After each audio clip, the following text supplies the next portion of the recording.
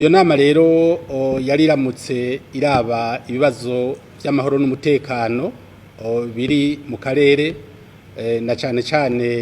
mu buseruko bw'igihugu kibanyi giharanira demokarasi ya Kongo. Nkuko mwese muzi neza yuko muri iyi minsi heze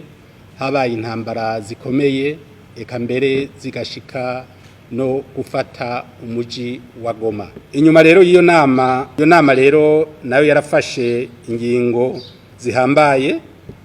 nazo zikaba nkeyi muri zo arizi guhagarika intambara buno nyene atana kimwe kirinze gusabwa, kwihutira gushigikira no gufasha abakozwe ko niyo ntambara hamwe no gutahukana ibiziga by'abaguye muri iyo ntambara hamwe n'abakomeretse, kwiga no gutunganya uburyo bwo gukingira ikibuga c'indege ca Goma n'uburere bucegereye, kugurura amabarabara makuru yose aja mu gisagara ca Goma eka mbere na yavayo, gusubira kugurura buno nyene ikibuga c'indege ca Goma eka mbere no gusubira kugurura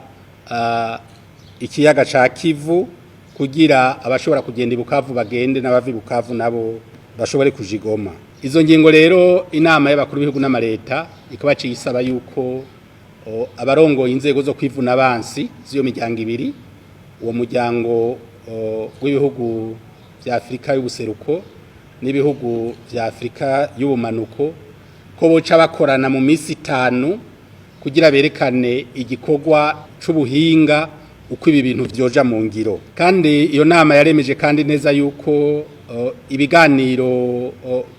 vy'amahoro vyariko birabera i Nairobi hamwe ni Rwanda ko ibishigikiye kandi ko vyosubira gutangura vuba bwango bidatevye. Icinasaba yuko abari barongoye iyi nama no kuvuga umukuru w'igihugu ca Kenya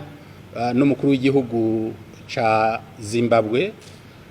boca bafasha kugira haboneke abandi bahuza boza kunganira abahuza bari basanzwe bahagarariye ivyo biganiro, kandi bakarondera abahuza naho hoba atari mu muryango wa EAC bakabakura mu kindi gihande ca Afrika. Iyo nama y'abakuru b'ibihugu kandi yarategetse ko mu minsi 30 hokorana inama y'abashikiranganji iyo miryango ibiri, umuryango wa EAC na SADC, kugira bigire hamwe ibizoba vyavuye muri cya gikorwa kizoba cakozwe n'abajejwe inzego zo kwivuna abansi. Nukuvuga bazorabire hamwe y'intwaza ngabo zirongoye inzego zo kwivuna abansi kuvyerekeye uguhagarika intambara n'ibikorwa byo gushamirana, gushiraho umugwi ujejwe gukurikirana ishirwa mu ngiro y'ingingo zafashwe n'ino nama y'abakuru b'ibihugu,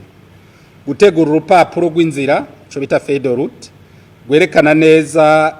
ivyo gukora buno nyene, ivyokorwa mu minsi ya hagufi hamwe n'ivyo banza kwitonderwa bagashirako n'amafaranga byosaba, kurabira hamwe n'izindi ngingo zose zotuma haboneka amahoro n'umutekano birama mu karere ko mu buseruko bwa Kongo. Hanyuma bakerekana ibintu bikuru inama ikurikira y'abakuru b'ibihugu vya EAC na SADC yoshimikirako. Inama rero yahuje abakuru b'ibihugu vya EAC na SADC bategetse kandi ko hotegurwa uko ingabo zose zitatumiwe n'igihugu ca leta iharanira demokarasi ya Kongo zova ku butaka bwaco kandi bigaca bija mu ngiro. Inama y'abakuru b'ibihugu yiyemeje kubandanya ishigikira utwigoro twose tw'igihugu ca Kongo kugira amahoro n'umutekano bishobore kuboneka muri kajya karere. Inama y'abakuru b'ibihugu vya EAC na SADC basavye kandi yuko bazoza barabonana rimwe mu mwaka n'igihe cyose bizoba bikenewe kugira barabire hamwe ibibazo vyo babiri muri ubwo burere bubiri.